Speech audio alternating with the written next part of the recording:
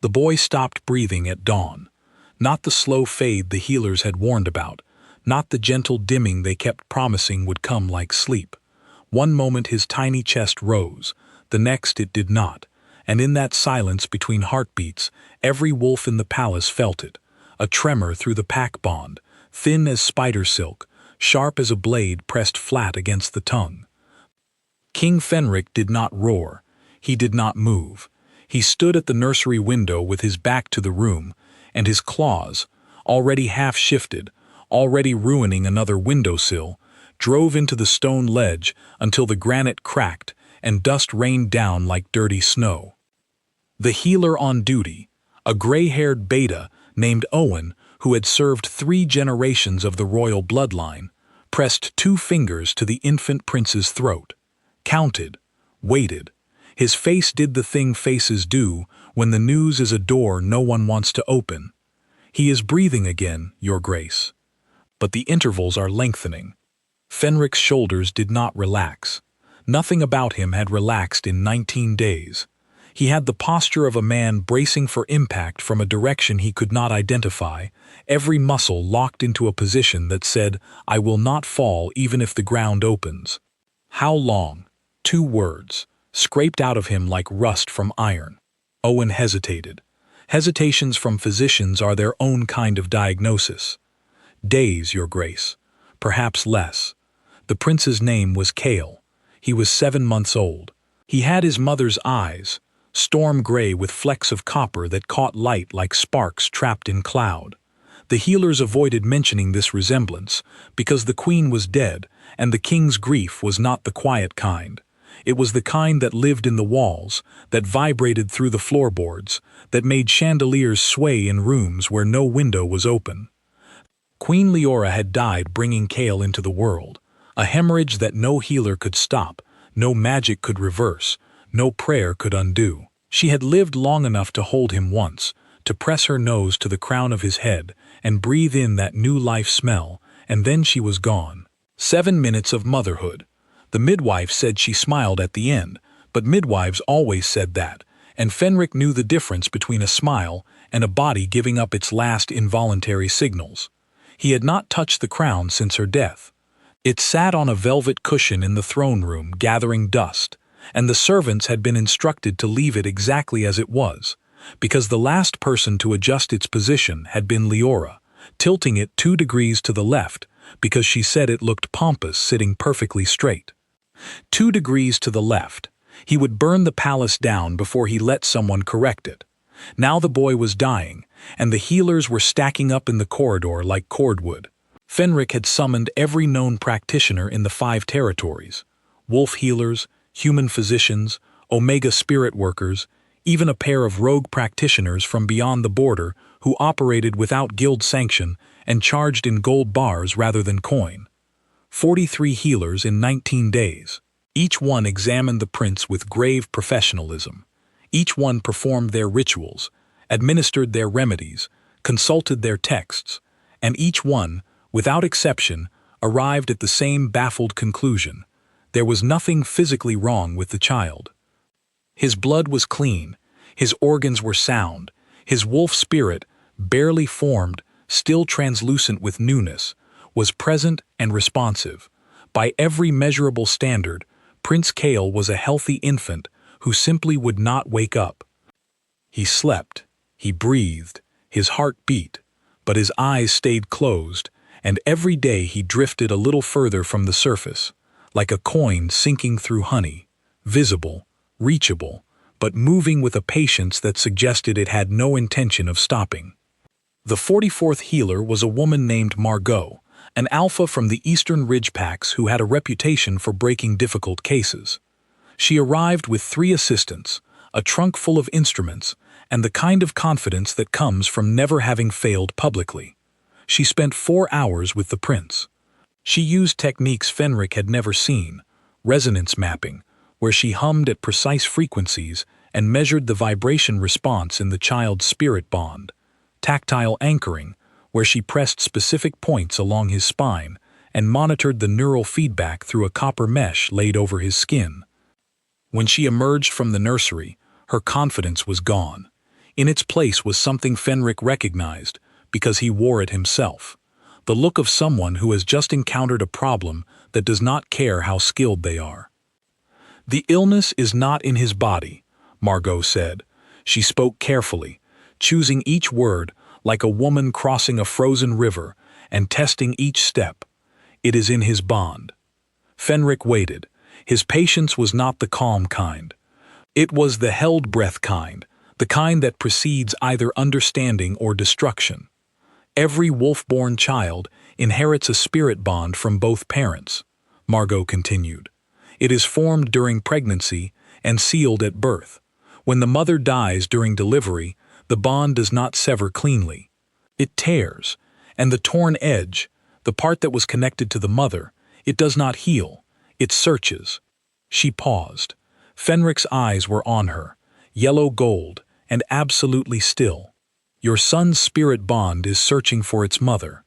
It has been searching since the moment she died, and because it cannot find her, it is pulling him deeper and deeper into the bond itself, looking for her in the only place it has left to search, inward. He is not sleeping, Your Grace. He is diving, and he does not know how to surface." The silence that followed had weight. It pressed against the walls. Owen, standing in the corner, found himself staring at the pattern in the floor tiles with the desperate focus of a man who needed to look anywhere except at his king. "Can you stop it?" Fenric asked. Margot's jaw tightened. The bond is searching for an omega signature, specifically a maternal omega signature. To sever the search would require destroying that portion of his bond entirely. He would survive, but he would lose his ability to form a mate bond in adulthood. He would be, in the truest sense of the word, spiritually incomplete. "That is not an answer to my question. I can slow it. I cannot stop it without crippling him, and I will not do that." Fenric turned back to the window. Outside, the palace grounds stretched into gray November forest, leafless and sharp against a sky the color of wet slate. Somewhere in those trees, wolves were running their morning patrols, living their ordinary lives, unbothered by the fact that inside these walls, a 7-month-old boy was drowning in a bond that loved him too much to let him go. "Leave," Fenric said. Margot left. She did not offer condolences. She was wise enough to know that condolences, in this room, were not currency that would be accepted. Owen remained. He had been with the royal family since before Fenric's own birth, had delivered Fenric himself 41 years ago, had watched the boy become a man, become a king, become a father, become a widower, in a span of time that felt, from Owen's vantage, like a single long exhale. "Your Grace," Owen said quietly, "there is one more option, one I have not raised because it is irregular, and possibly dangerous, and entirely without precedent." Fenric did not turn from the window, but his stillness changed. It was the stillness of listening rather than the stillness of endurance. "There is a girl," Owen said, "an Omega. She lives in the outer villages, near the southern marsh, unlicensed, self-taught. She heals with direct spirit contact. No instruments, no intermediary, no formal technique. The village wolves swear by her. She cured a child last winter whose spirit bond had fragmented after a fever, which should have been impossible without surgical intervention. Why have you not mentioned her before?" Owen chose his next words with the care of a man diffusing something that might explode. "Because what she does is considered reckless by the healing guilds. Direct spirit contact without training is like performing surgery with your bare hands. The potential for contamination, for cross-bonding, for permanent spiritual entanglement is extreme. If she fails, she could damage the prince's bond beyond any repair. His bond is already beyond repair." Owen closed his mouth, opened it again, closed it. Some arguments defeat themselves. "Her name is Yara. She has no family name. Her mother was a healer as well. Died when the girl was 14. She has a younger brother. No pack affiliation. No patron. No formal education." Fenric's claws retracted. The granite dust settled on the windowsill in small gray dunes. "Send riders," the king said. 6, armed, fast horses. "And if she refuses?" Fenric turned. His eyes held the particular brightness of a man who has found the last door in a burning building and will go through it, regardless of what waits on the other side. She will not refuse. Owen bowed and left the room quickly, because he had served kings long enough to know that the line between a request and a command lived in the eyes, not the words, and what he had just seen in Fenric's eyes was not a man asking.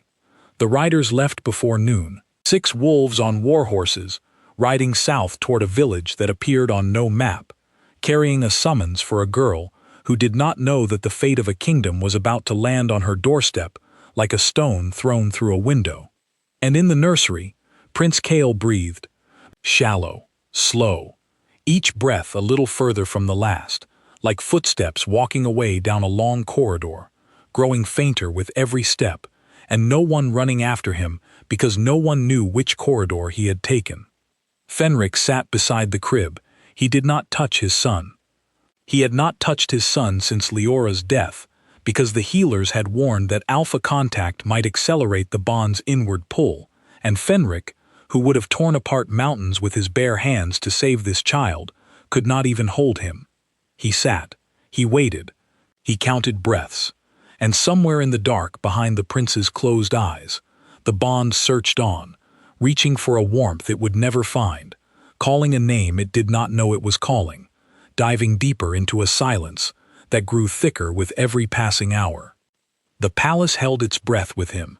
Servants moved through the hallways on soft feet, speaking in murmurs, avoiding the nursery wing as though sickness were a thing that could hear footsteps and follow them home. The kitchen prepared meals that went uneaten. The fires in the great hall burned lower each night, because no one remembered to stoke them, and no one complained about the cold because cold felt appropriate, felt honest, felt like the only temperature that matched the truth of what was happening 2 floors above. A king was losing his son. Slowly, gently, in the cruelest possible way, not through violence or disease, but through love. A bond that should have been his foundation was instead his anchor, dragging him down into waters no healer could navigate, no medicine could drain, no prayer could part.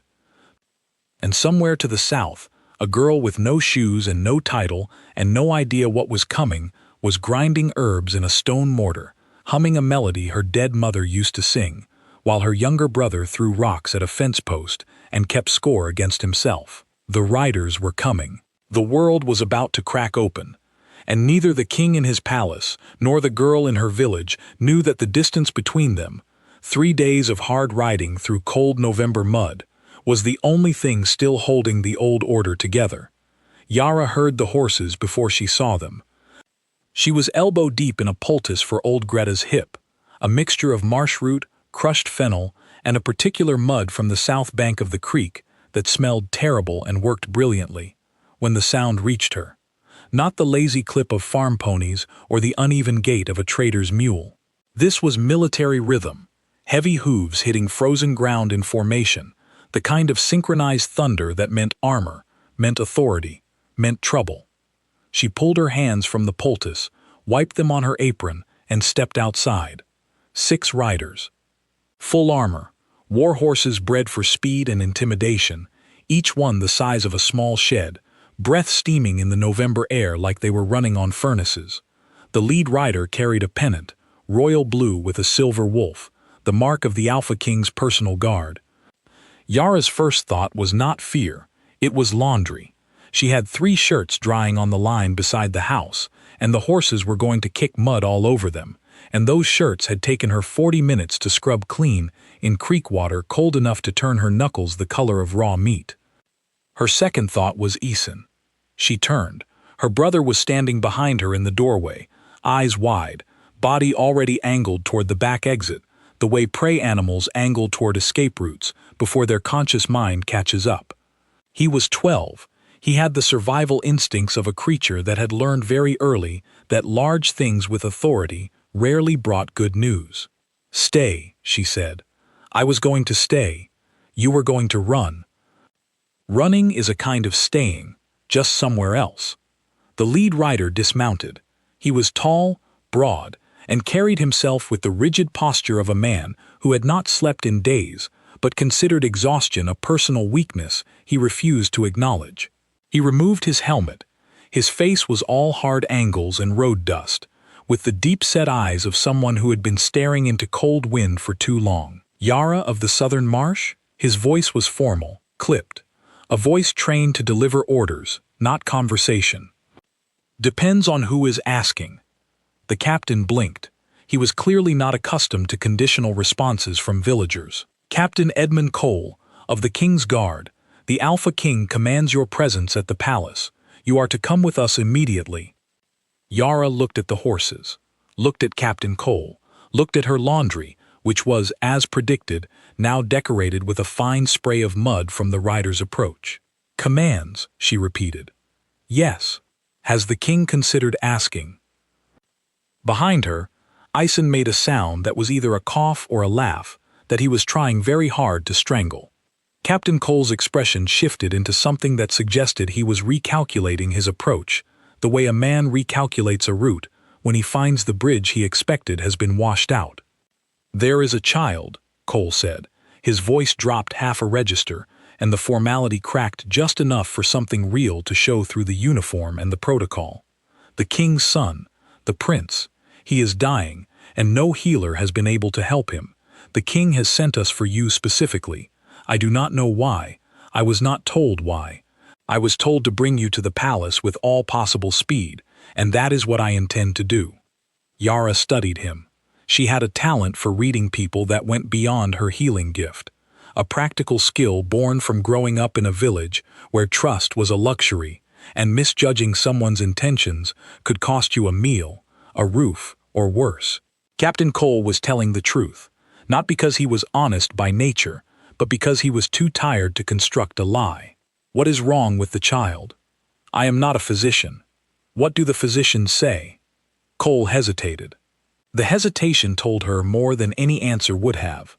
They say they cannot help him. Then why would I be able to? I do not know, but the king believes you can, and the king is not a man who believes things easily. Yara turned and walked back inside. Cole stood in the yard, uncertain whether he had just been accepted or dismissed. Inside, she moved quickly. She pulled her mother's journals from beneath the bed, 3 leather-bound books, water-stained, spine-cracked, pages soft as cloth from years of handling. She wrapped them in oilcloth. She counted her grain, 14 cups, exactly, the number she always maintained because 14 cups was the difference between surviving a bad month and not surviving it, and poured them into a canvas sack. She took her mortar and pestle. She took a second pair of socks because cold feet made her irritable, and irritability made her sloppy, and sloppiness in healing work was something she could not afford. You are going. Ison stood in the doorway between the kitchen and the single room that served as everything else. I am going. To the palace? Unless they plan to take me somewhere worse. And me? Yara stopped packing. She looked at her brother. 12 years old, all elbows in attitude, with a gap-toothed grin that appeared at wildly inappropriate moments, and a fierce, protective stubbornness that he had inherited from their mother, along with her dark hair and her absolute refusal to be manageable. You stay here. Greta will look in on you. There is food for a week if you do not eat like a wolf at a carcass, and I will send word as soon as I can. No, Ison. You always do this. You always go into something dangerous and tell me to sit in the house like a pot on a shelf. I am not a pot. You are 12. 12 is old enough to know when someone is being stupid and going alone to a palace full of strangers because a king told you to is exactly the kind of stupid you always warn me about. Yara knelt down. She put her hands on his shoulders. He was getting tall. He would be taller than her within a year, and the thought of that, the simple passage of time it represented, made something in her chest tighten in a way that had nothing to do with fear and everything to do with the speed at which the world insisted on moving. I need you here. I need to know you are safe. If I am worrying about you, I cannot focus, and if I cannot focus, I cannot help this child, and if I cannot help this child, then a king with claws and grief, and no patience, is going to be very unhappy with me. Do you understand? Eason's jaw worked. He wanted to argue. He was built for arguing the way some people are built for running. It was his natural state, his resting gear. Fine, he said, but if you are not back in 10 days, I am coming after you. You do not know where the palace is. I will follow the mud. She kissed his forehead. He wiped it off immediately, then hugged her so hard her ribs complained. Outside, Captain Cole was waiting with the rigid patience of a man standing in cold wind and pretending it did not bother him. Yara climbed onto the horse they had brought for her, a mare, smaller than the war horses but still large enough that mounting it felt like scaling furniture designed for a different species. How far? She asked. 3 days. 2 if the roads hold. And if they do not? Then we ride through mud. The king was specific about speed. Kings usually are, when it is not their comfort being sacrificed. Cole looked at her. Something that might have been amusement flickered across his face, brief as a match in wind. You are not what I expected. Expectations are lazy thinking, Captain. The world is never what you expected. It just keeps happening, and you adjust. They rode south through villages that watched them pass with the wary attention of people who understood that royal soldiers in a hurry meant either war or disaster, and neither outcome was something that improved the life of a farmer. Yara rode in the center of the formation, her canvas sack of grain balanced across her lap, her mother's journals pressed against her chest inside her coat. She thought about the child, the prince, a baby dying in a palace, while 43 healers stood around looking defeated. Something in the description Cole had given her nagged at her, tugged at the corner of her understanding the way a loose thread tugs at a sweater. Pull it wrong and the whole thing unravels. Pull it right and you find the seam. A child that was not sick but would not wake. A body without illness, a spirit without damage, and yet a slow, steady drift toward a silence that no medicine could interrupt. She had seen something like this once, not in a person, in a dog. Old Greta's hound, after Greta's husband died. The dog had not been sick. It had simply stopped eating, stopped moving, stopped responding to its name. It lay beside the door where the old man used to sit, and waited for a return that was never coming. Greta called it heartbreak. Yara, 14 and freshly orphaned and raw enough to recognize grief wearing a different face, had called it what it was. A bond looking for its other end. She had healed that dog, not with herbs or medicine or technique. She had sat beside it, put her hand on its chest, and let her own spirit, her omega warmth, the part of her that ran deeper than skill and closer to instinct, reach across the gap. She had not tried to replace the old man. She had simply let the dog know that the world still contained warmth, still contained touch, still contained a reason to keep its eyes open. The dog had lived another 6 years. It never fully recovered its old energy, never bounced or played the way it once had, but it ate, it walked. It looked at the world with eyes that had adjusted to the dimmer light of a life lived without its anchor. Yara did not know if what worked on a grieving dog would work on a dying prince. The comparison felt absurd, borderline offensive, the kind of thing that would get her laughed out of any healing guild and possibly executed for disrespect to the crown. But her mother had always said that healing was not about technique. Technique was the scaffolding. The healing itself was older than language, older than wolves, older than the division of the world into alpha and beta and omega. It was touch. It was presence. It was the simple, devastating act of telling another living creature, through contact and warmth and stubborn refusal to let go, you are not alone in this. The horses ran. The road narrowed. The trees closed in overhead like a cathedral, built by something that did not worship anything but patience and cold and time. And behind them, in a village that no mapmaker had ever considered worth the ink, a 12-year-old boy with a gap-toothed grin was already packing a bag, because Eisen had said fine, but he had not said he meant it, and promises made under pressure were the first kind his mother had taught him to break. They reached the river crossing on the second morning. The bridge was half flooded, November rains having swollen the current into something brown and angry, and entirely uninterested in cooperating with military schedules. Captain Cole assessed the crossing with the squint of a man performing calculations he did not enjoy. "We can ford it a mile upstream," one of the soldiers offered. "The ford will add 4 hours. The bridge will add a funeral if it collapses under the horses." Cole turned to Yara. "Can you swim? Can you find a healer who lives closer to the palace?" He chose the ford.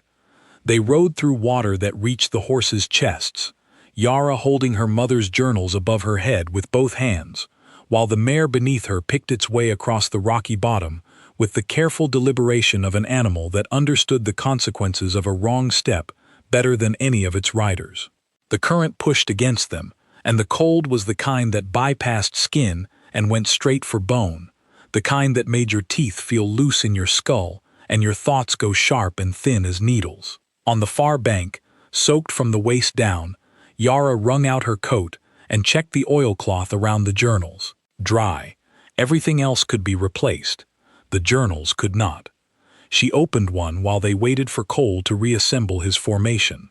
The pages were her mother's handwriting, small, precise, with occasional illustrations of plants and root systems drawn in ink that had faded to the color of weak tea. Her mother had been a better healer than Yara would ever be. Patient where Yara was impulsive, methodical where Yara relied on instinct, gentle where Yara sometimes gripped too hard because letting go felt like giving up. Her mother had died of a fever when Yara was 14, a healer who could cure anyone except herself. The irony was so sharp it had its own edge, and Yara had spent the years since carrying it in a place she did not examine often, a room in her chest with a locked door that she visited only when the world grew quiet enough for the sound to reach her, the sound of her mother's breathing in those last hours, ragged and wrong, like a song being played on a broken instrument. She closed the journal, packed it away, mounted the horse. The palace appeared on the third morning, rising from the tree line like something that had grown there rather than been built, stone and iron and glass, sprawling across a hilltop with the casual authority of a structure that had never needed to justify its existence. Towers caught the thin winter light and held it. Walls ran in clean lines that spoke of architects who understood that the purpose of a palace was not beauty but permanence, the visual argument that whoever lived inside intended to stay. Yara looked at it and felt something she would later recognize as the first flutter of understanding that her life was about to divide into before and after, with no road back between them. "Home sweet home," she muttered. Captain Cole glanced at her. "It is not my home." "No, but you serve it." "I serve the king. Is there a difference?" Cole did not answer, which was its own kind of answer, and they rode through the gates in silence. Nobody told her where to put her bag. Nobody offered her dry clothes or food or directions. A servant appeared, pointed down a corridor, and disappeared with the efficiency of someone who had been instructed to provide minimum assistance and was following that instruction to the letter. Yara walked through the palace the way she walked through the marsh back home, carefully, watching where she stepped, aware that the ground beneath her was not as solid as it appeared. The corridors were wide enough to drive a cart through, lined with paintings of wolves and kings and battles that she did not recognize, lit by oil lamps that burned with the steady, expensive glow of fuel that had never once run low. Her boots left brown tracks on the white marble. She noticed. She did not care. The boots were her mother's, resoled twice and worn thin in the heel, and they had carried her through worse places than this. The nursery wing smelled like failure, not the chemical sharpness of medicine or the earthy warmth of herbal remedies. Those scents were there too, layered and faded like old wallpaper, but underneath them was something else. Desperation. That particular human odor that comes from people who have tried everything and know that everything was not enough. 2 guards stood outside the nursery door. They looked at her the way castle guards look at anything unexpected, with suspicion dressed up as indifference. One of them was easily twice her width, a wall of muscle and uniform and professional disapproval. "I am here to see the prince," Yara said. Name? Yara. Family name? I do not have one. The guards exchanged a look. The look said several things simultaneously, none of them flattering. Yara waited. Patience was a skill she had developed out of necessity rather than temperament. She was not naturally patient, but she had learned that doors opened faster for people who did not kick them. The door opened, not because the guards decided to admit her, but because the door opened from inside, and the man standing behind it was not someone guards argued with. Fenric filled the doorway, not with size alone, though he was tall, taller than Cole, taller than the guards, tall in the way that certain trees are tall, not reaching for height, but simply being incapable of anything less. He filled it with presence. The air around him was heavier, charged, as though his grief had a gravitational field, and everything within range of it moved a little slower, weighed a little more. His eyes found Yara. Gold. Not the warm gold of jewelry, or the soft gold of autumn. The hard, flat gold of a predator that has decided to look at you and is waiting to decide what happens next. He said nothing. Yara said nothing. The silence between them stretched like a wire pulled tight, vibrating with a frequency too low to hear, but present in the bones, in the teeth, in the back of the throat where words form, but sometimes choose to stay. Then Fenric stepped aside. The nursery was dim, curtains drawn, lamps low, shadows pooling in the corners like spilled ink. The crib was in the center of the room, surrounded by the remnants of 44 failed healing attempts. Bowls of dried tinctures, burnt sage bundles, copper meshes, chalk markings on the floor that had been half scrubbed and half abandoned, a topography of hope slowly eroded by reality. Yara approached the crib. She looked down at the child and her breath caught, not dramatically, not with the gasp that stories give their heroines, but with the small, involuntary hitch that happens when the body recognizes something the mind has not yet processed. He was so small, 7 months old and already carved thin by whatever was pulling him under. His skin had the waxy pallor of a candle burned too long, and his breathing had that terrible cadence she recognized from her mother's final hours, present but leaving, like the tide going out with no promise of return. Around his crib, someone had carved runes into the stone floor, protection symbols, binding marks, desperate measures from desperate people, etched into rock because paper felt too temporary and faith alone was not enough. Yara did not look at the runes. She did not examine the failed remedies. She did not assess or diagnose or perform any of the theatrical preamble that trained healers use to demonstrate competence. She simply reached into the crib and placed her hand on the boy's chest. Her palm covered him from collarbone to navel. He was that small. The curse hit her like a door slamming open in a dark room. Not pain exactly, but a rush of sensation so intense it had the same effect. She staggered.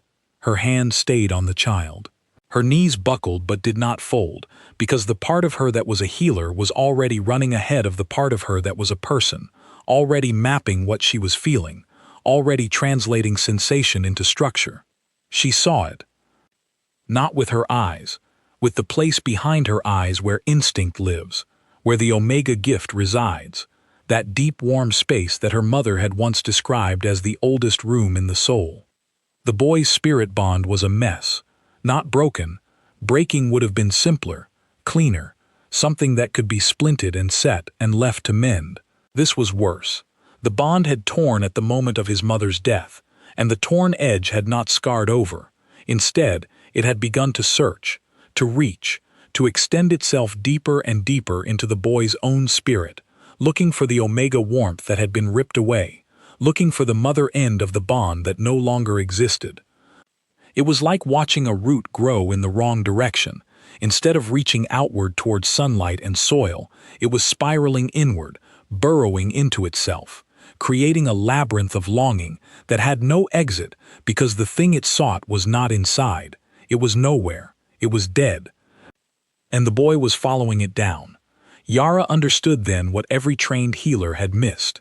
They had been looking for an illness. They had been looking for something to remove, to extract, to neutralize. But this was not a foreign body invading the prince's system. This was his own bond, his own love, his own desperate infant need for his mother, turned inward and consuming him from the inside. You could not cut it out without cutting out who he was. You could not poison it without poisoning him. It was him. He was it. The only thing that could reach him was the thing his bond was looking for. Omega warmth. Not a replacement for his mother, not a substitute, just evidence that what the bond sought still existed in the world. That warmth was still possible, that the hand on his chest meant something, and the something was this: you are not alone, and the world has not gone cold, and there is still a reason to open your eyes. Yara closed hers. She let her spirit drop. It was not a technique she could explain. No healer's manual had words for it. No teacher had ever described the mechanism, because it was not a mechanism. It was a surrender. She stopped holding herself together in the way that people hold themselves together without thinking about it. The constant low-level effort of being a separate person, of maintaining the borders between self and everything else, and she let those borders dissolve. Her Omega spirit reached down into the boy's bond like a hand lowered into dark water. She did not grab, she did not pull, she simply let her warmth enter the space and waited. The bond found her. It latched on with a force that made her gasp. Not painful, desperate. The bond wrapped around her spirit like a child wrapping its arms around a leg, holding on with the strength of something that had been falling and had just found a ledge. She felt the grief pour through her. Not the boy's grief, because he was too young for grief. This was Leora's grief, the queen's final emotional state, preserved like amber in the torn edge of the bond. 7 minutes of motherhood. The joy and the terror and the knowing and the leaving, all compressed into a single crystallized frequency that had been vibrating inside this child since the moment of his birth. Yara held it. She did not try to understand it, or process it, or resolve it.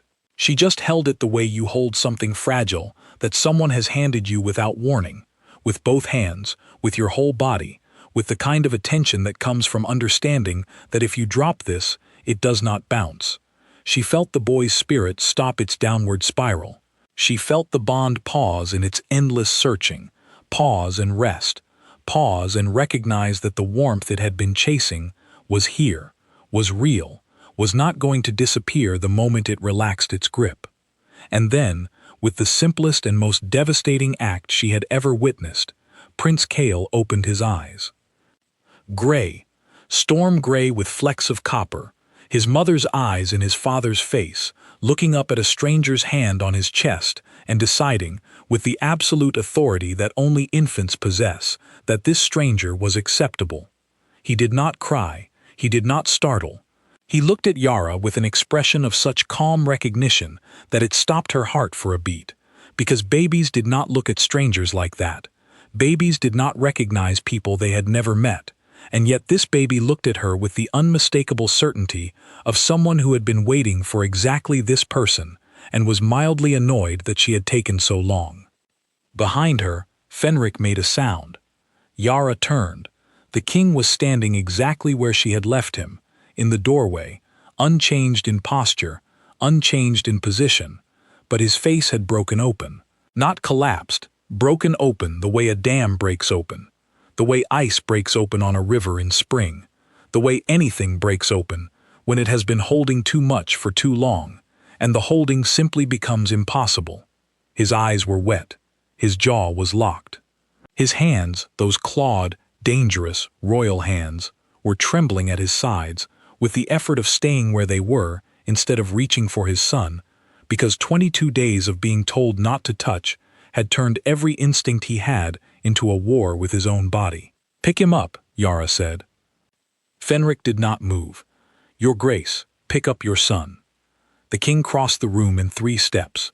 He reached into the crib and lifted Kale with hands that looked like they could crush stone, and moved as though they were holding smoke. The boy made a sound, not a cry, not a laugh, something between the two that lived in a place where words did not reach, and pressed his face into his father's neck. Fenric closed his eyes, his arms tightened around his son, the trembling stopped, And for the first time in 22 days, the palace wolves, scattered across the grounds, in the kitchens, in the barracks, in the corridors, felt the pack bond shift. Not heal, not restore itself to what it had been. Something new, something different. A note added to a chord, changing its quality without erasing the notes that came before. Owen, who had been standing in the corner so quietly that Yara had forgotten he was there, sat down heavily in the nearest chair. He was 68 years old. He had served 3 kings. He had never seen anything like what he had just witnessed, and the part of him that was a physician and needed to understand was at war with the part of him that was a man and wanted only to weep. Yara's nose was bleeding.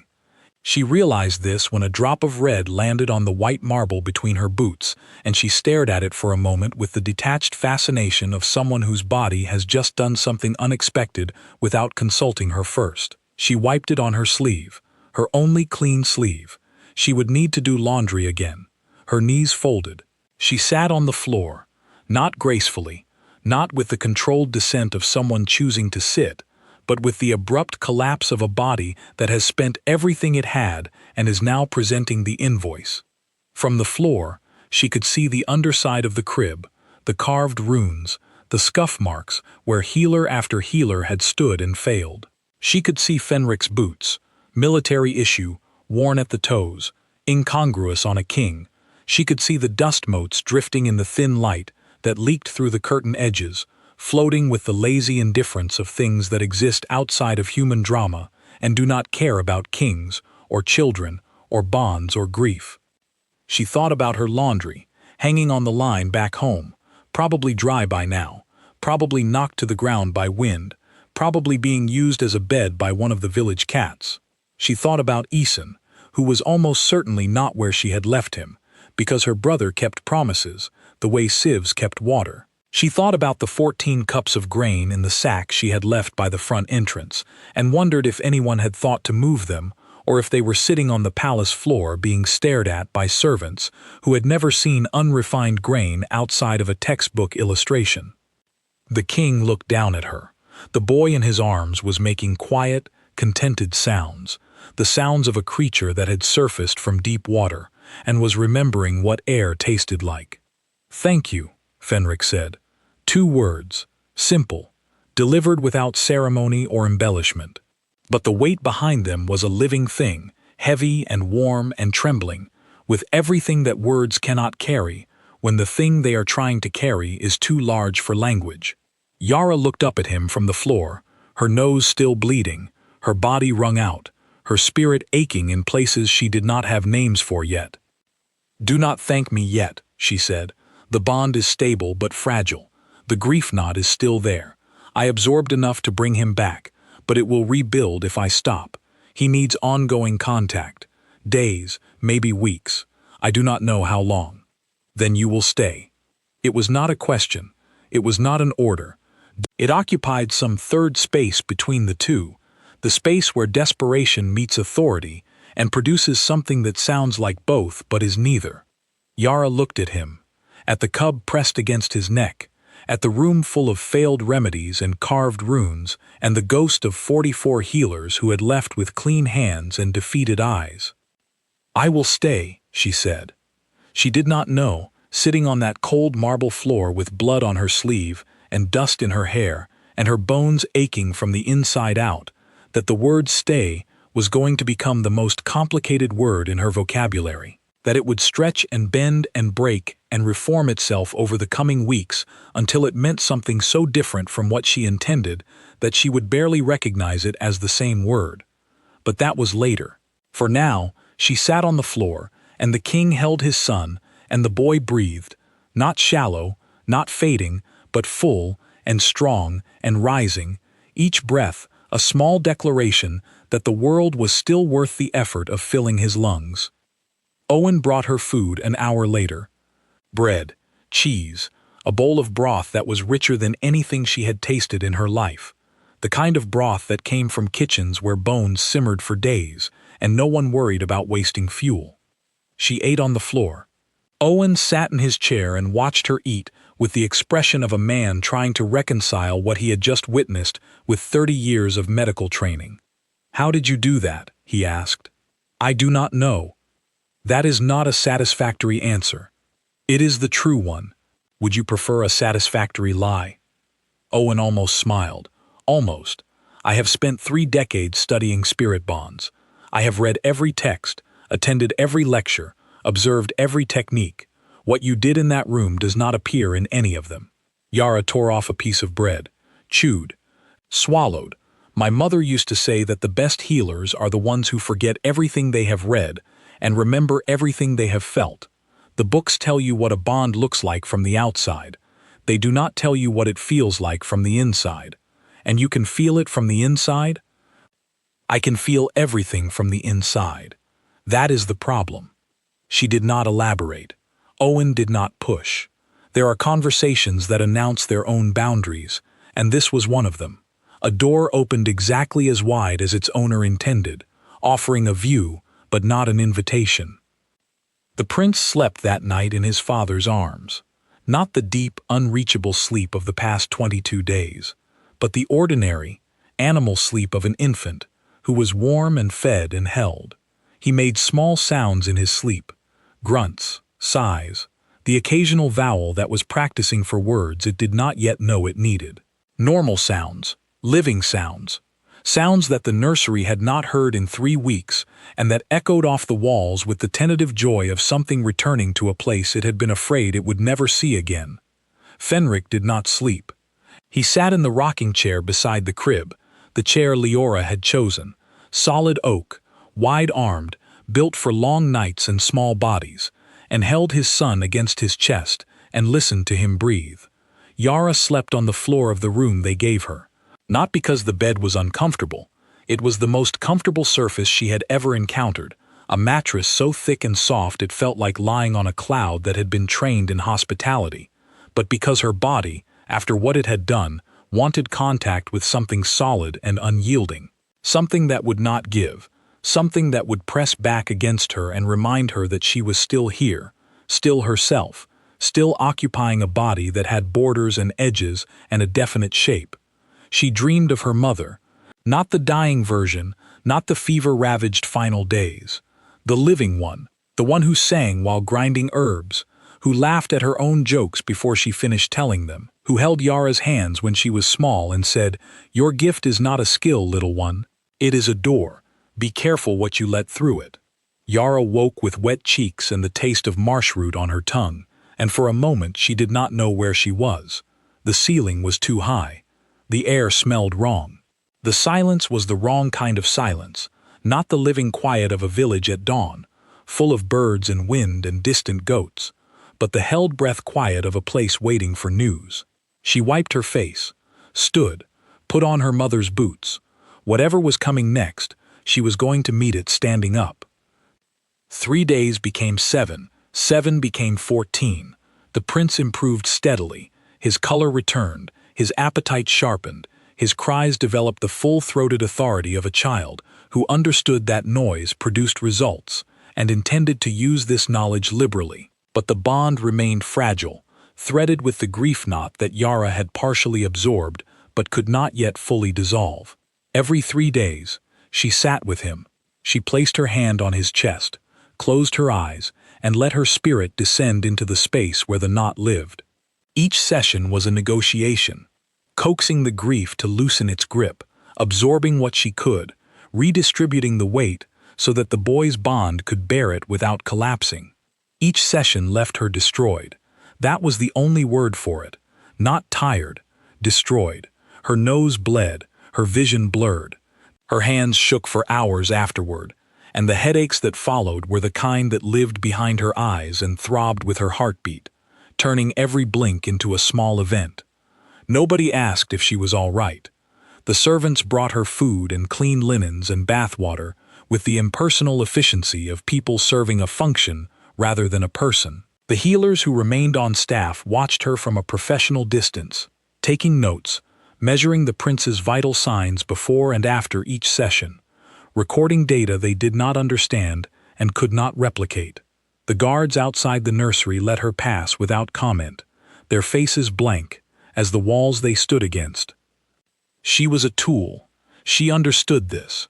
A necessary tool, valued for its function, maintained sufficiently to continue functioning, but not confused for a person with needs and limits, and a life that existed independently of its utility to the crown. She would have been fine with this. She had been a tool before. The village healer, the one people came to when they needed something fixed, the one they remembered when they were sick and forgot when they were well. She was accustomed to being useful, and usefulness was a form of belonging that did not require affection. What she was not prepared for was the boy. Kale did not treat her like a tool. Kale treated her like gravity, an elemental force that organized his universe, that determined which direction was up and which was down. When she entered the nursery, he reached for her.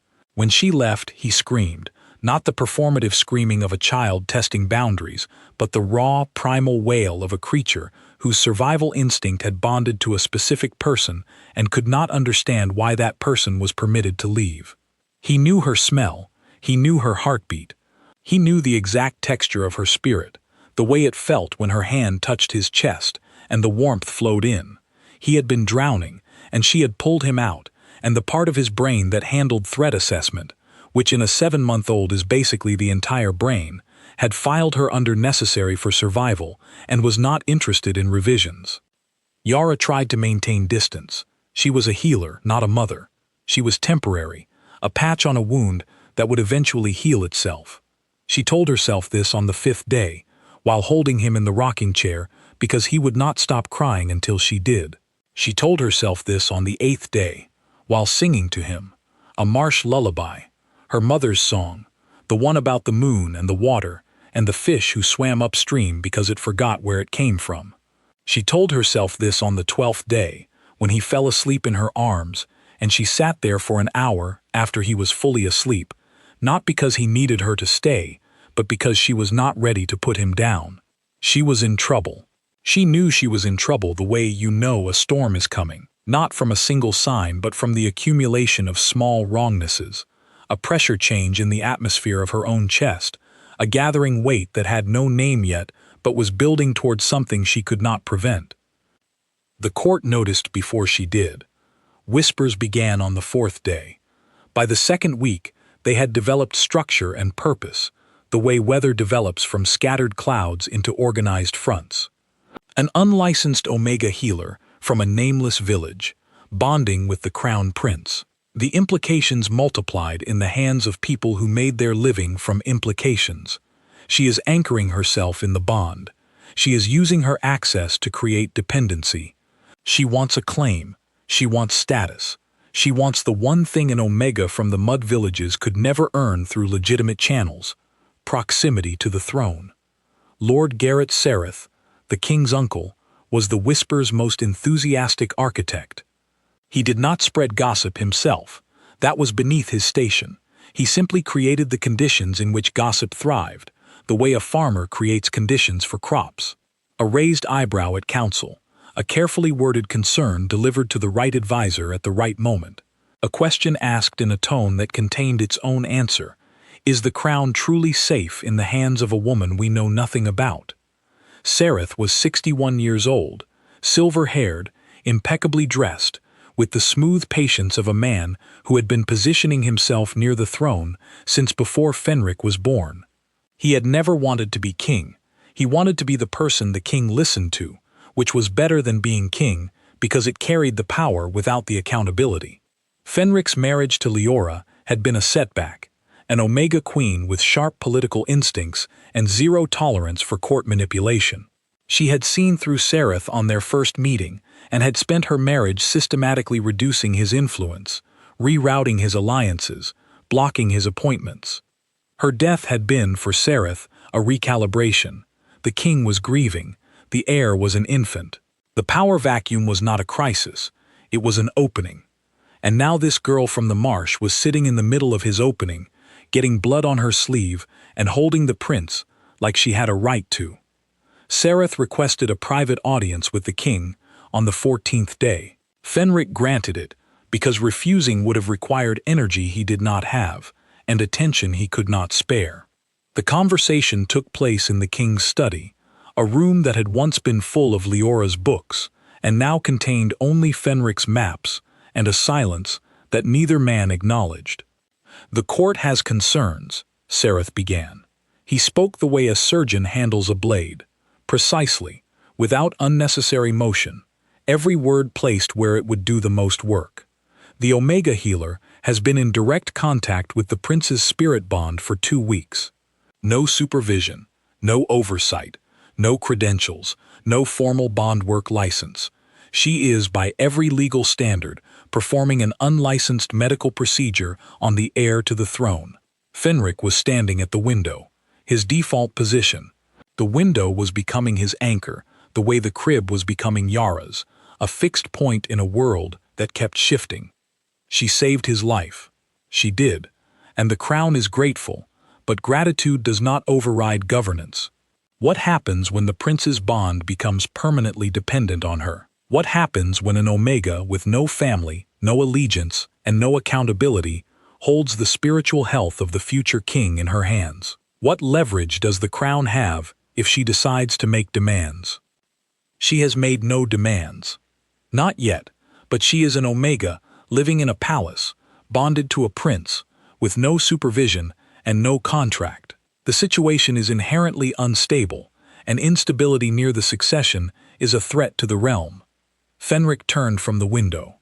His eyes found Sereth the way a weapon finds a target, not with anger, but with the cold geometric precision of alignment. "What are you proposing?" Sereth spread his hands. The gesture was open, reasonable, the physical embodiment of a man who only wanted what was best. Oversight, formal assessment of the prince's bond by licensed healers, a contract for the Omega's services, with clear terms and limits, and a contingency plan, a replacement healer who can be trained in her techniques so that the crown is not dependent on a single unlicensed practitioner. It was a reasonable proposal. That was what made it dangerous. Every element was defensible, every point was logical, and the cumulative effect was a cage built from sensible suggestions. Fenric studied his uncle. He had never trusted Sereth. Trust was a commodity Fenric distributed sparingly and retracted permanently. But he had tolerated him, because tolerance was cheaper than conflict, and Leora had always been the one to manage the court's internal politics. Leora was gone, and the politics had not paused to mourn. "I will consider it," Fenric said. Sereth bowed and left. His footsteps were unhurried, patient, the footsteps of a man who understood that consider was not no, and that not no was enough to build on. That evening, Fenric visited Yara's chamber. She was on the floor, her usual position, her back against the bed she never used, reading her mother's journals by candlelight. The grain sack sat beside the door, still full, still 14 cups, because the palace kitchen fed her and she could not bring herself to open the sack and use grain she might need later. Old habits, survival math, the kind of accounting that poverty teaches and wealth never quite erases. Fenric sat on the floor across from her. Two people on marble, neither comfortable. "My uncle wants to put you under contract," he said. No preamble, no easing in. Fenric communicated the way he did everything else, directly, with the minimum number of words necessary and an absolute unwillingness to decorate.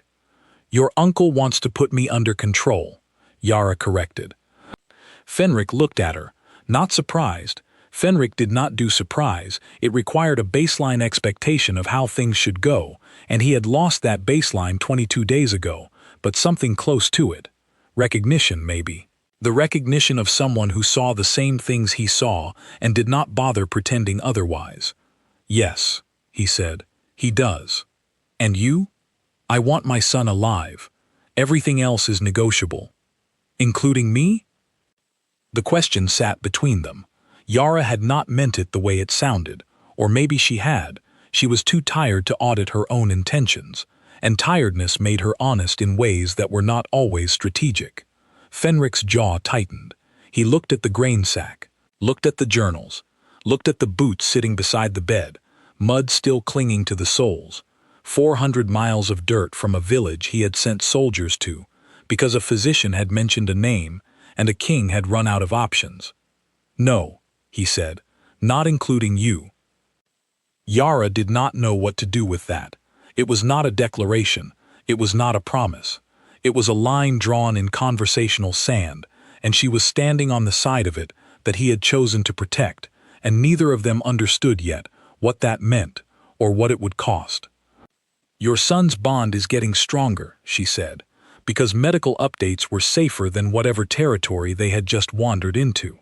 "The grief knot is loosening, but it is slow work, and I cannot predict the timeline. It could be weeks. It could be months. Then you stay for weeks. Or months." "And your uncle?" Fenric stood. His height in the small room was an argument in itself. Not aggressive, just undeniable. The physical fact of a man who occupied space with the same authority he occupied the throne.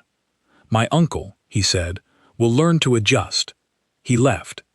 Yara sat on the floor, staring at the closed door, holding a journal she was no longer reading, and felt the first tremor of something she absolutely could not afford to feel. Not here, not now, not with a king and a baby, and a palace full of people who wanted her gone, and a body that was slowly being emptied by the work it was doing, and a heart that was slowly being filled by the people it was doing it for.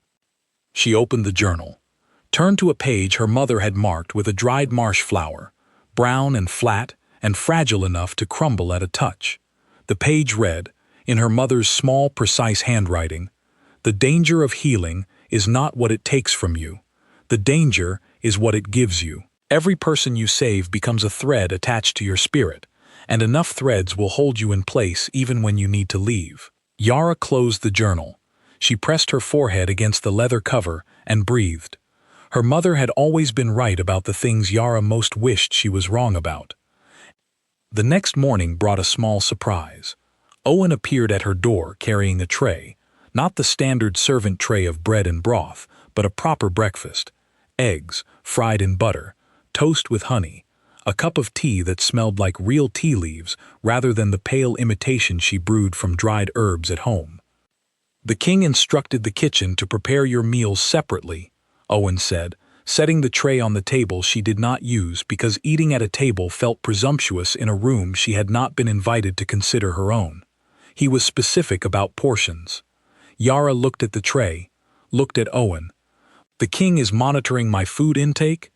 The king noticed that you eat like a person who is accustomed to not having enough and is still rationing even when the supply is unlimited.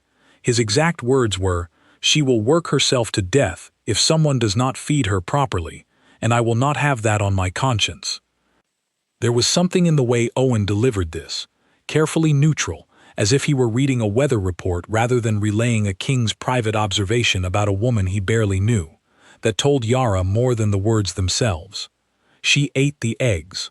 They were the best eggs she had ever tasted, and she had strong opinions about eggs.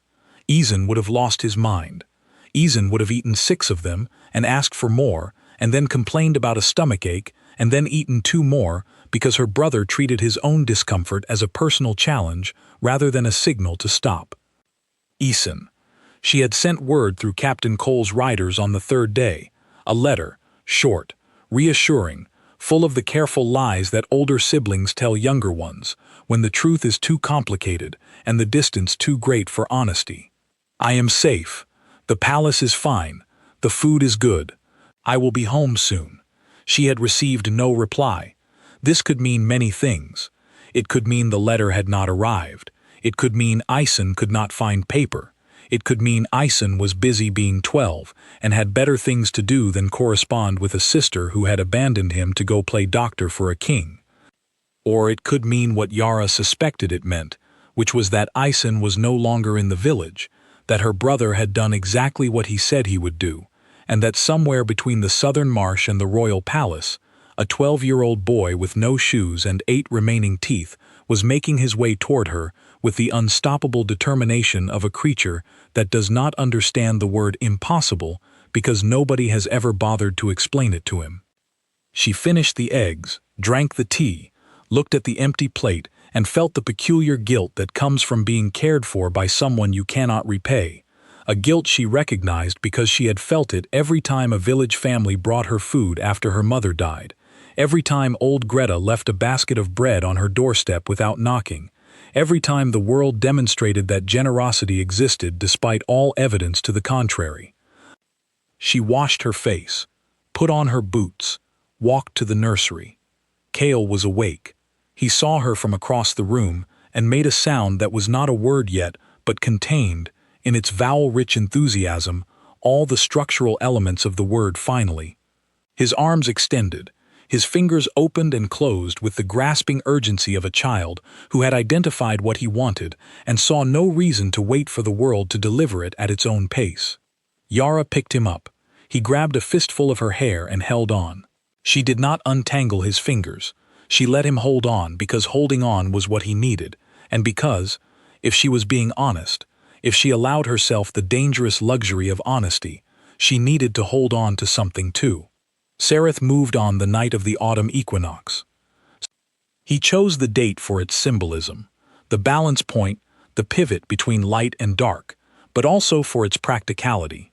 The equinox festival drew the court to the great hall, thinned the palace guard rotation, and placed the king in a public setting where his absence would be noticed, and his departure would require explanation. 14 soldiers, hand-picked from the outer garrisons, men who owed their positions to Sereth's patronage and whose loyalty ran along the same lines as their pay. Each one carried a sealed order bearing the king's seal, forged by a scribe who had been copying royal documents for 30 years, and whose hands knew the king's signature better than the king's own.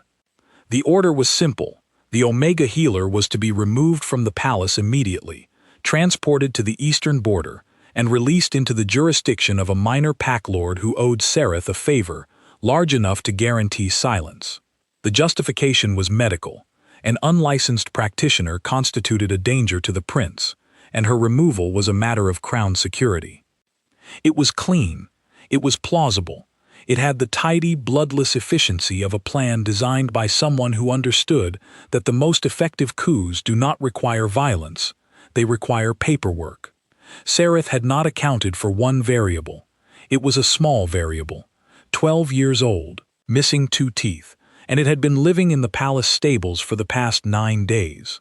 Eason had arrived at the capital 6 days after Yara's departure, having traveled by a method that could charitably be described as walking, and accurately described as a combination of walking, hiding in merchant carts, hitching rides with sympathetic farmers, sleeping in barns, eating whatever he could steal or scavenge, and following the road with the single-minded focus of a creature that had locked onto a destination and would not be diverted by minor obstacles such as distance, weather, hunger, exhaustion, or the complete absence of a plan.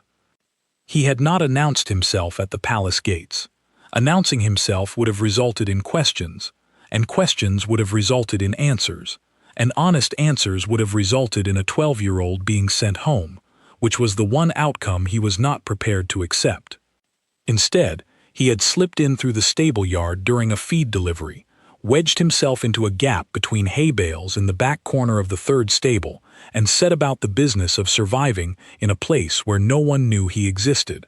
The stable horses accepted him with the uncomplicated tolerance of animals who judged companions by smell and behavior rather than paperwork, and the stable hands, overworked, underpaid, and not particularly inclined to investigate the source of the small footprints that appeared in the feed dust each morning, did not ask questions about the hay bale that seemed to be consuming slightly more grain than hay bales typically did. From his position in the stables, Eisen had mapped the palace. Every corridor he could access, every entrance, every shift change, every pattern in the guard rotation. He did this not because he had been trained in surveillance, he had not, but because he was 12 and frightened and far from home, and the only way he knew to manage fear was to gather information, because information was a kind of armor, and armor was what you wore when the world was bigger than you, and you could not afford to be surprised. He had seen Yara twice, from a distance. Both times she had been walking between the nursery and her chamber, escorted by a guard who walked 2 steps behind her like a shadow with a uniform. She looked tired. She looked thinner than when she left. She looked like a person being slowly consumed by something she had agreed to without reading the terms. He wanted to run to her. He wanted to grab her hand and drag her back to the village and the marsh and the house that was small and cold and theirs. He did not, because running to her would reveal his presence, and revealing his presence would give people the power to remove him, and he had not walked 400 miles to be removed. So he waited, he watched. And on the night of the equinox, when 14 soldiers moved through the palace corridors with forged orders and rehearsed purpose, Æson was awake. He saw them from the stable yard. The formation was wrong, not the standard guard rotation, not the kitchen supply escort, not any pattern he had memorized. 14 men moving in pairs, quiet, deliberate, heading toward the wing where Yara slept. Æson did not think. Thinking was a luxury that required time, and time was the one resource he did not have. He ran. Not to Yara. Yara was a healer. Yara could cure a fever and fix a broken bone and pull a dying prince back from the edge of oblivion, but Yara could not stop 14 armed soldiers. Running to Yara would give him a companion to be helpless with, and helplessness in pairs was still helplessness. He ran to the king. The king's chambers were on the 3rd floor of the east tower, behind a door flanked by 2 guards who were not part of Sereth's network because Fenric chose his personal guard the way he chose everything else, with a suspicion so thorough it functioned as a form of quality control. Æson hit the corridor at full speed, bare feet slapping on marble, and skidded to a stop in front of 2 very large wolves who were suddenly very alert. "I need the king," Æson gasped. The guards looked at him. They saw a child, filthy, barefoot, half-feral, breathing hard, with the wild eyes of someone running from something real rather than something imagined. They did not recognize him. They did not need to. The panic in his voice was its own credential. "Who are you?" "I am Yara's brother. There are soldiers going to take her. Right now. Not your soldiers. Wrong ones. 14 of them. Please." The word please came out cracked and raw. The please of a child who has spent 9 days being brave and has just reached the end of bravery's rope and is holding on by his fingernails. The door opened. Fenric stood behind it. He had not been asleep. Fenric did not sleep much anymore. Sleep required a surrender of vigilance that his body no longer permitted, and he had heard every word. He looked at Æson. The boy looked back. For a moment, the king and the child held each other's gaze with the mutual recognition of 2 creatures who understood, on a level that bypassed language and rank and every social structure between them, that someone they cared about was in danger, and the only relevant question was what to do about it. "Show me," Fenric said. Æson showed him. What happened in the nursery corridor took less than 3 minutes and entered palace legend for considerably longer. Fenric intercepted the soldiers at the junction where the nursery wing met the main hall. He was alone except for his 2 personal guards and a barefoot 12-year-old who positioned himself behind the king's legs and peered around them with the expression of a child who had started something and was fully committed to seeing it through, even though the size of what he had started was becoming increasingly apparent. Captain Cole arrived 90 seconds later with 6 additional guards, having been roused by the commotion and having the professional instinct to bring weapons to unexplained noise. The 14 soldiers found themselves outnumbered in authority, if not in bodies. The forged order was examined. It was good. Good enough to fool a gate guard, good enough to survive a casual inspection. It was not good enough to survive the inspection of a king who knew his own signature and knew, with a certainty that required no examination, that he had not signed it. Sereth was summoned. He arrived with the composed unhurriedness of a man who had prepared for this contingency, not the contingency of being caught, but the contingency of being questioned, which he considered manageable. He was wrong. Fenric did not shout. He did not threaten. He did not make the kind of dramatic declaration that stories give to kings in moments of betrayal. He spoke quietly, in the corridor, with his guards behind him, and a 12-year-old beside him, and the nursery door at his back, the door behind which his son slept, and behind which the woman who had saved his son's life was standing in her nightclothes, with her fists clenched, and her jaw set, and murder in her eyes. Yara had woken when the first soldiers reached her door. She had not screamed, she had not panicked. She had picked up the heaviest object within reach, the stone mortar she had brought from home, 3 pounds of solid rock, and positioned herself between the door and the corridor that led to the nursery, with the calm, absolute determination of a woman who had decided that whatever came through that door would have to go through her first, and through her was not a direction that would be comfortable for anyone involved. She had not needed the mortar. The king had arrived before the soldiers reached her, but she held it for the remainder of the night, and when Owen gently suggested she put it down, she told him that she would put it down when she was confident that no one else was coming, and confidence was a thing she would build at her own pace. Sereth was exiled by Dawn. His lands were seized. His name was struck from the succession records with a thoroughness that went beyond political necessity into something personal, something that had the fingerprints of a king who had been betrayed by family before and had reached the conclusion that some pruning was permanent. The 14 soldiers were arrested, interrogated, and reassigned to border posts so remote that their primary companions would be weather and regret. The forger was identified. The network was dismantled. The court, which had been whispering for weeks, went very quiet, the way a forest goes quiet when a predator moves through it. And in the morning after everything, the morning that smelled like rain and cold stone and the particular clean scent that follows the removal of something rotten, Fenric stood before the full court. Cale was in his arms. The boy was awake, bright-eyed, gripping his father's collar with both fists, his storm-gray eyes surveying the assembled court with the magnificent indifference of a child who did not yet understand that these people were important and would not have cared if he did. Yara stood beside them. She was wearing her mud-crusted boots. She had been offered court shoes on multiple occasions. She had declined on every single one. The boots were her mother's. The mud on them was from home, from the marsh, from the ground she had walked since she was old enough to walk. She was not leaving them at the door. She was not leaving anything at the door. Eason stood behind her. He had been cleaned up, under protest, and given clothes that fit and shoes that he wore with the visible discomfort of a creature whose feet considered footwear an imposition rather than a benefit. He stood straight, though.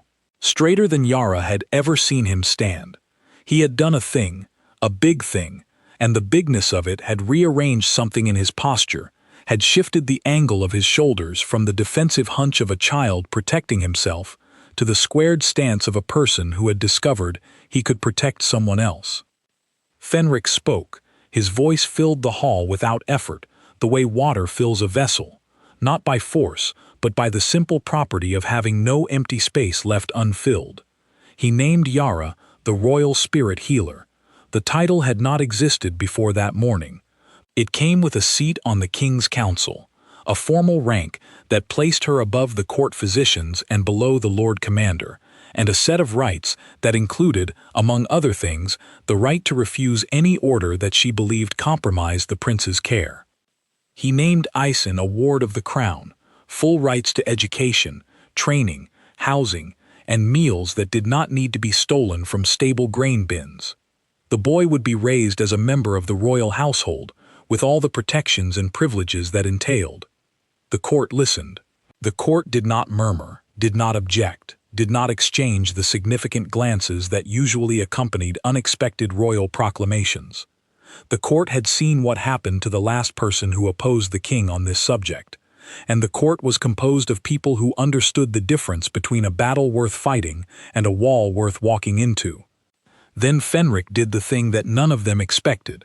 Not the advisors, not Owen, not the guards or the servants or the assembled lords and ladies who had gathered in their finest clothes to witness what they assumed would be a political announcement and nothing more. He turned to Yara. He turned to her the way a person turns to face something they have been approaching for a long time and have only now reached, not with hesitation, but with the specific courage required to stand at the edge of a thing and step forward instead of back. He did not make a speech. He did not declare. He asked. He asked her to stay, not as a healer, not as a servant of the crown, not under contract or command, or the polite imprisonment of a role she had not chosen. He asked her the way a man asks when the answer matters more than the question, when the silence before the response is loud enough to fill a cathedral, when everything he has and everything he is sits balanced on a single word, from a woman in muddy boots who heals with her hands and carries her dead mother's books and counts grain cups out of habit even when the pantry is full. The court held its breath. Yara looked at Kale. The boy looked back at her with his mother's eyes and reached for her with both hands and made the sound that meant finally and always and mine, the sound that babies make when they have identified the center of their world and are communicating this information with absolute confidence and zero ambiguity. She looked at Fenric, at the claw marks on the nursery doorframe that had never been repainted, because repainting them would have been a kind of erasure, and some things are not meant to be erased. At the king who slept on floors and held his son like glass and carried his grief not as a wound but as a room he lived in, a room with walls that were slowly, carefully, being opened to let in light from directions he had not expected. She looked at Isan. Her brother grinned, all 8 remaining teeth. The grin of a boy who had walked 400 miles, lived in a stable, eaten horse grain, and saved a king's household because his sister was in trouble, and trouble was not a thing he was willing to let win. Yara said one word. The word is not recorded in any official transcript of the proceeding. The court scribe, a meticulous woman named Helen, who had documented every royal announcement for 22 years without error, later noted in her personal journal that she had heard the word clearly, had understood it completely, and had chosen not to write it down. Not because it was inappropriate or insufficient, but because some words belong to the people who speak them and the people who hear them and are diminished by being turned into ink on a page. The court resumed. The day continued. Servants moved through hallways. Fires were stoked. Meals were prepared. The ordinary machinery of a palace grinding forward in its ordinary way. But the boots stayed. The mud dried into the marble and was never cleaned, and over the years, the faint brown tracks became part of the floor's pattern, a path worn by a woman who had come from nowhere, with nothing, and had, through the simple act of placing her hand on a dying child's chest and refusing to let go, changed the direction of a kingdom. Isan grew tall. Taller than Yara, taller than Cole, nearly as tall as Fenric himself. He never lost the grin. He never lost the gap where the 2 teeth had been, even after the adult teeth grew in, because the gap had become part of his face, and his face had become part of the palace, and the palace had become, against all odds and architectural expectations, his home. Kale grew strong. His bond healed, not perfectly, not without the faint scar where the grief knot had lived, a thin line of loss that would always run through the deeper registers of his spirit, like a minor key threaded through a major chord. But he grew. He laughed. He ran through corridors and broke things and said sorry without meaning it and meant it without saying it, and he called Yara by a name that was not healer and was not mother and was something in between that no language had a word for, because the relationship itself was something no language had needed to name before. And on quiet evenings, when the palace settled into the particular hush that comes after the day's work is done and before the night's rest begins, Yara sat in the rocking chair in the nursery, the oak chair, the one Leora had chosen, and read from her mother's journals, while Kale slept, and Fenric sat on the floor beside her, because the floor was where they had started, and neither of them saw a reason to change what worked. The journals were nearly finished. The water damage had claimed most of the later pages, and what remained was fragmentary, half-sentences, partial recipes, the trailing ends of thoughts interrupted by the same decay that takes everything eventually. But on the last readable page, in handwriting so faint it was almost memory rather than ink, Yara's mother had written a single line. "The door opens both ways, little one. Let it." Yara read it, closed the journal, placed her hand on the arm of the chair and felt the smooth wood under her palm, worn by years of use, shaped by the weight of the women who had sat in it, Leora, who had chosen it, Yara, who had inherited it, and the boy sleeping beside it, who would never remember a time before both of them, and who carried, in the healed seam of his spirit bond, the proof that love does not replace what is lost, but grows around it, the way a tree grows around a wound, not by forgetting the damage, but by becoming large enough to hold it. The candle burned low, the palace breathed, the boots sat by the door, still muddy, still worn, still exactly where they belonged.